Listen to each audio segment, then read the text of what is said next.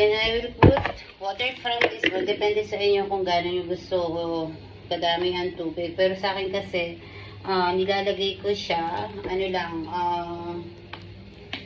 kung any amount. Pero sa akin kasi, yung cover lang siya, yung mag-round lang, yung uwikot lang siya.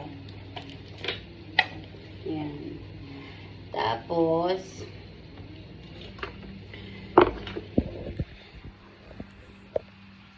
isasaksak na natin siya.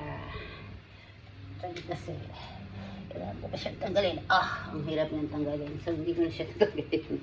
So, isasaksak ko na to. Okay, guys. Then, I will put this.